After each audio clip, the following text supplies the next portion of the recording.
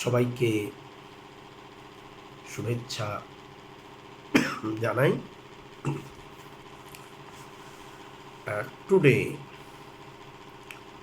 I will discuss on osteogenesis imperfecta or brittle bone disease.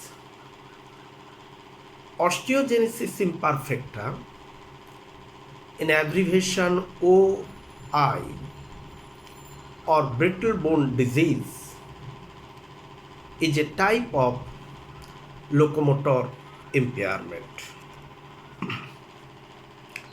In the locomotor impairment, I have already discussed on spinal cord injury, spina bifida, and today my topic of discussion is osteogenesis imperfecta or brittle bone disease. This is not very common type of locomotor disorder, but I personally found 4 clients in Murshidabad district of West Bengal. In one family, there are 3 children. All of them are affected from osteogenesis imperfecta, and at that time they possess broken bones. The term osteogenesis imperfecta is coined from Greek and Latin derivatives as imperfectly formed bones. This type of challenged individuals, bones are imperfectly formed. It is a group of disorders characterized by abnormally fragile bones. Bones will be abnormally fragile, hence the common name brittle bone disease. The brittle bone disease is inherited as an autosomal dominant trait in 90% cases or autosomal recessive trait in 10% cases. So it's a type of genetic disorder, and the genes are generally of dominant in nature, but in very few cases it is recessive in nature. And this disorder is linked with autosomes, that is the body chromosome, and not linked with sex chromosomes, that is X or Y chromosome. So out of 100% osteogenesis imperfecta cases, 90% cases are autosomal, 90% cases possess autosomal dominant trait, and 10% clients possess autosomal recessive trait. Therefore, between the husband and wife, sorry for interruption. Therefore, between the husband and wife, if one of them possesses the genes causing osteogenesis imperfecta, having autosomal dominant in nature, then every possibility of their baby may affected by osteogenesis imperfecta. There is no question of sex differentiations because in osteogenesis imperfecta, the genes are carried by autosome or genes are linked to autosome, that is the body chromosome, and in rare cases and never linked to sex chromosome, that is X or Y chromosome. The disorder results from the defective development of collagen, a major protein in skin and bone. Collagen is a type of protein which is responsible for structure of bones as well as the structure of skins. So in this type of disorder, the collagen development in bones and skin is defective. The type 1 collagen protein is synthesized by COLA1 gene. Block letter COLA, COLLA, COLA1 gene on chromosome number 17. 17 number chromosome is autosome, is body chromosome, and COLA1 gene is related to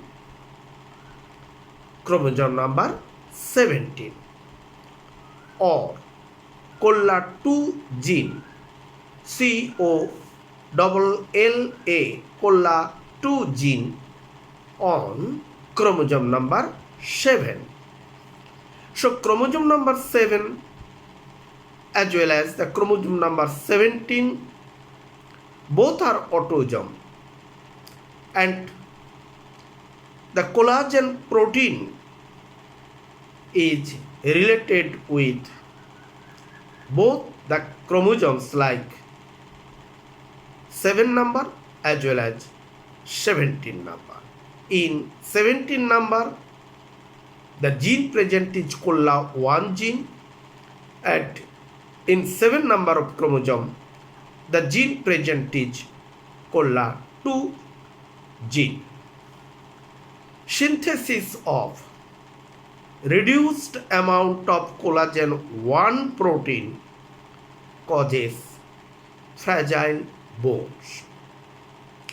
If collagen 1 protein synthesis is not at par the normal stage, at par the normal level, then the bones will be fragile. In case of osteogenesis imperfecta, the collagen 1 protein synthesis takes place in reduced amount. Therefore, the bones as well as the skins of the clients, of the challenged clients, are defective.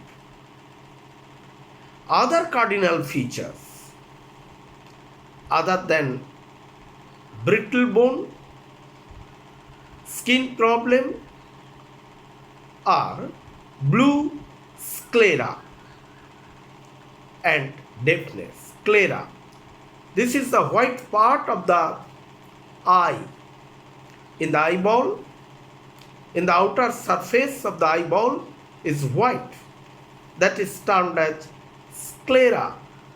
So, the sclera will be abnormal blueness in the white fibrous tissue and deafness. In some cases, the dentagenesis imperfecta due to autosomal dominant gene is also present.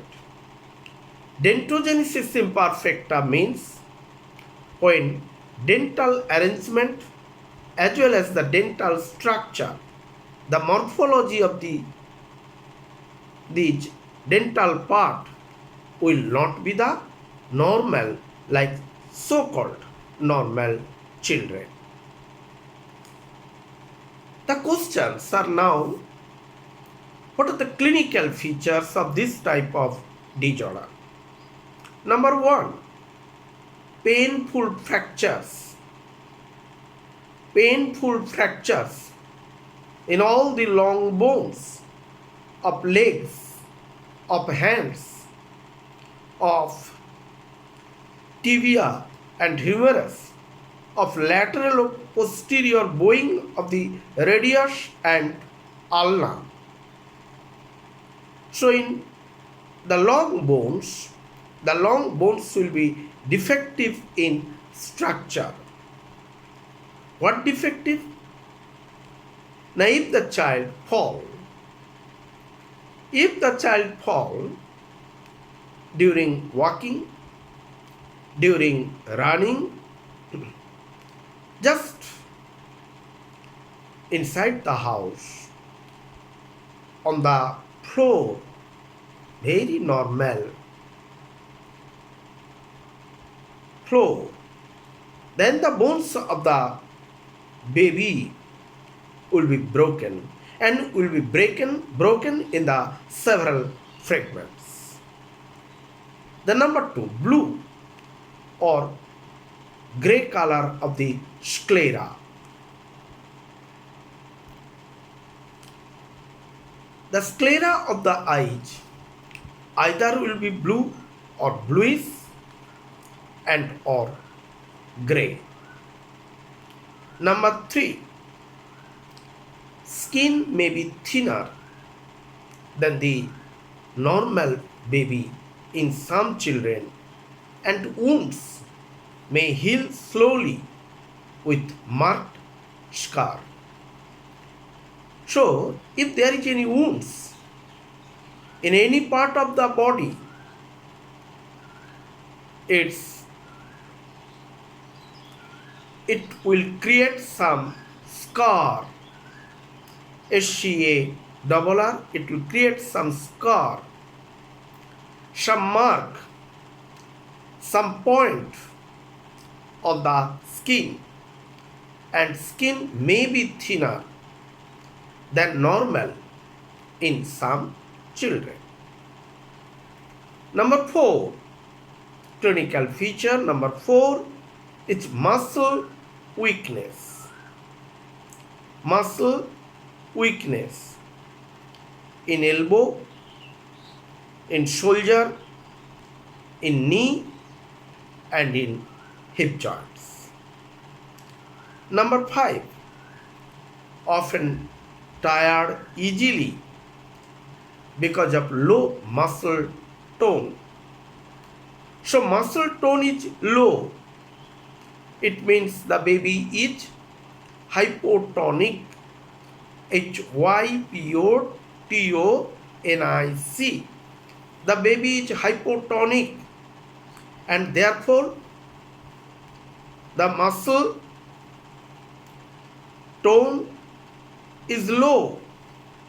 It is not normal and often tired easily.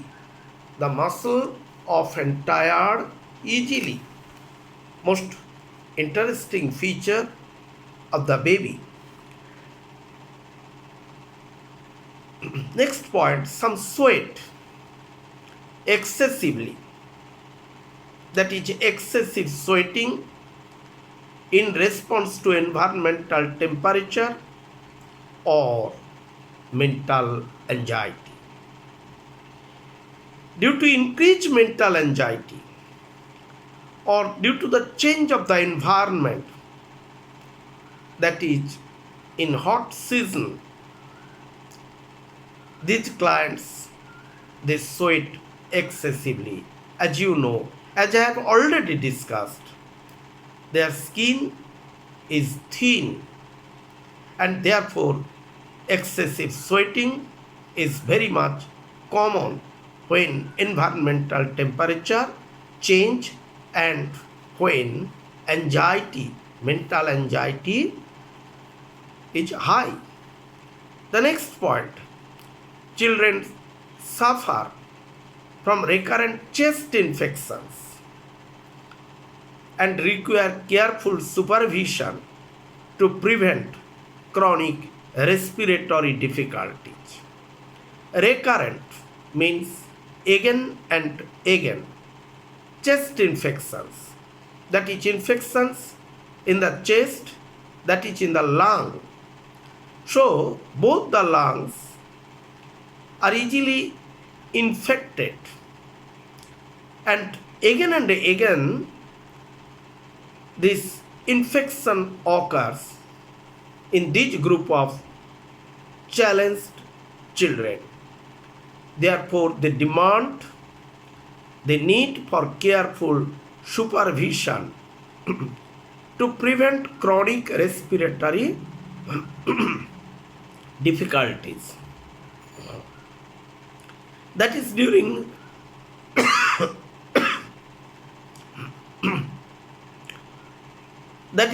rainy season, during cold season, winter season, or during the change of the season, chest infection occur again and again. Next point, breathing may be rapid or shallow. Breathing may be rapid again and again. This is the rapid breathing again and again. Very quick breathing is going on in the infected baby, or the breathing is shallow.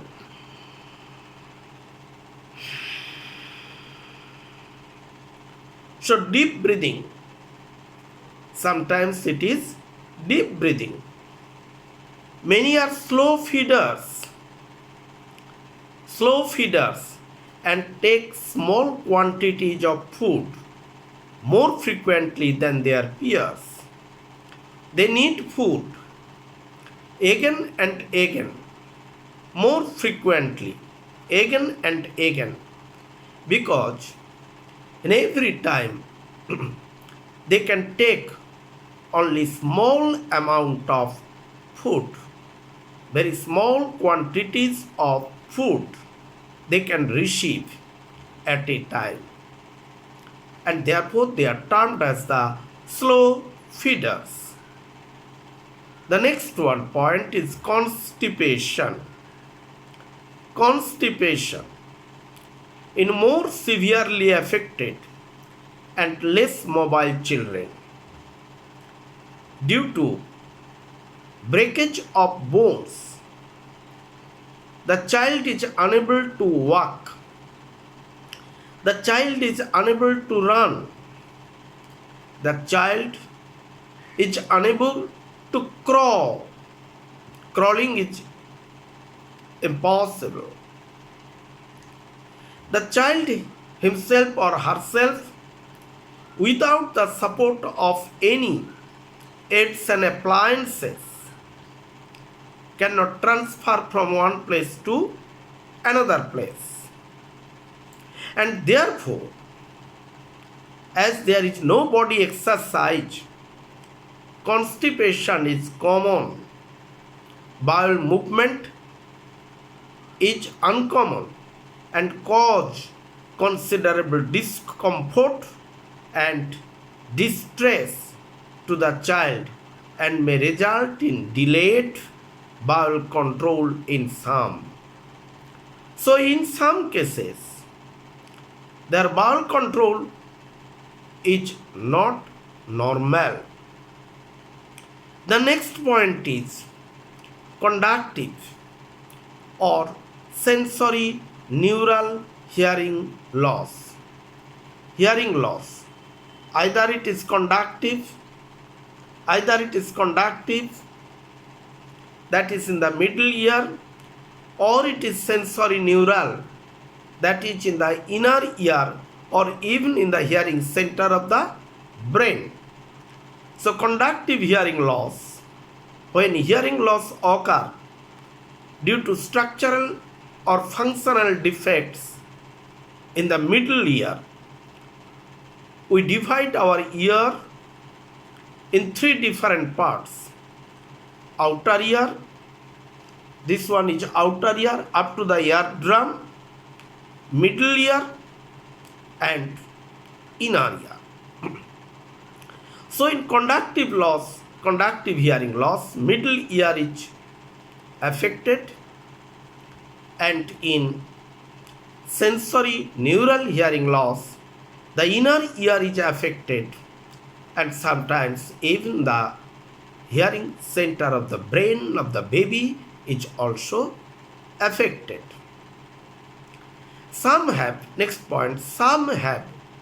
both abnormalities, tooth abnormalities, that is dentinogenesis imperfecta.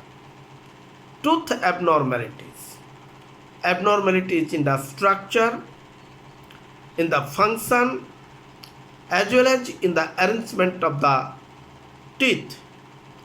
And due to tooth abnormalities, that is technically termed as dentinogenesis imperfecta, due to collagen defect in the dentine. Collagen defect in the dentine. Some establish disturbed sleep pattern, and therefore the children's parents are affected in their normal sleep. Growth is impaired in severe type of osteogenesis imperfecta cases, over dependent on parents, difficult and demanding behavior. The baby is totally dependent upon the parents as well as on the caregivers, and difficult and demanding behavior they may show because they are unable to control their own behavior, because they are unable to receive stimuli from the external environment. As they are unable to receive stimuli from the external environment, therefore they may show different types of demanding behavior.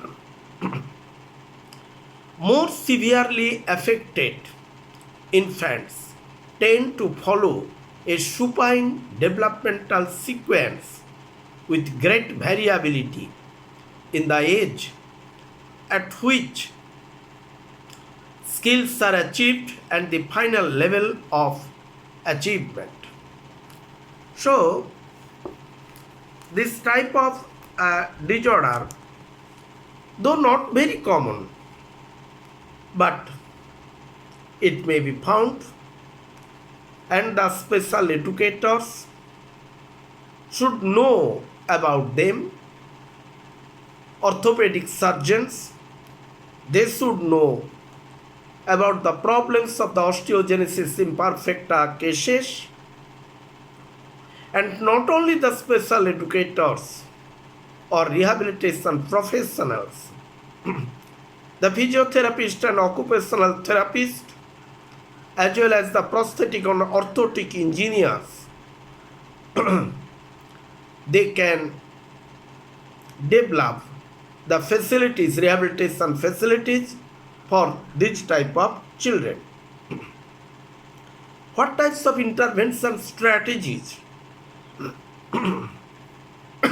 we may develop for this type of children? The number one is conservative and number two is surgical. When it is surgical, then it goes to the surgeons, the general surgeons, or in most cases the orthopedic surgeon. It is not about our discussion.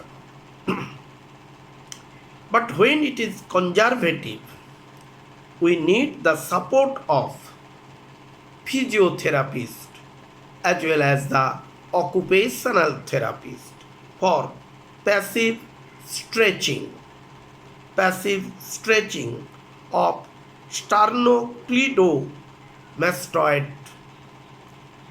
Ultrasound is essential for them, for their intervention.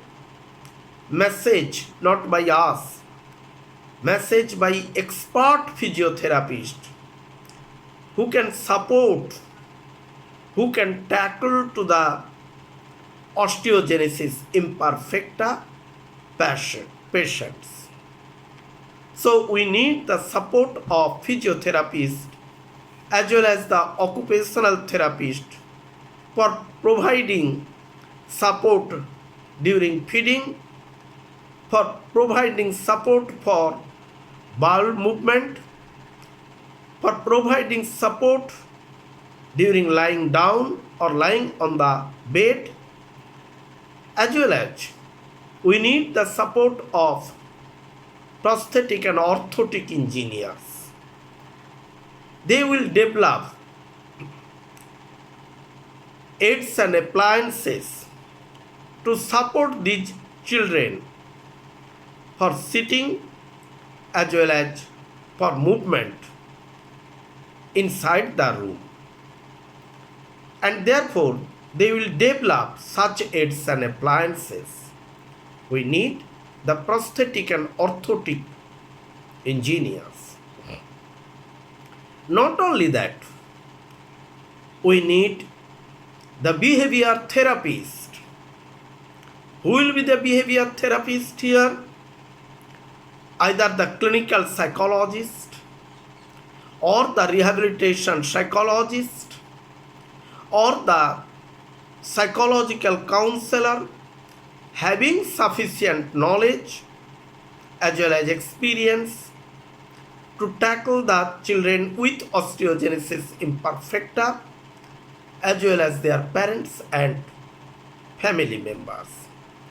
Either the baby will show different types of problem behaviors and they will demand always something.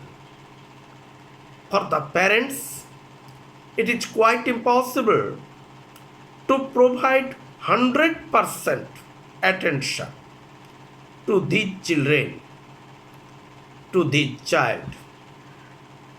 So, as this group of children are unable to go outside, as this group of children are unable to move their body or transfer from one place to another, in most cases, in severe cases, therefore they are unable to draw stimulation from the external environment.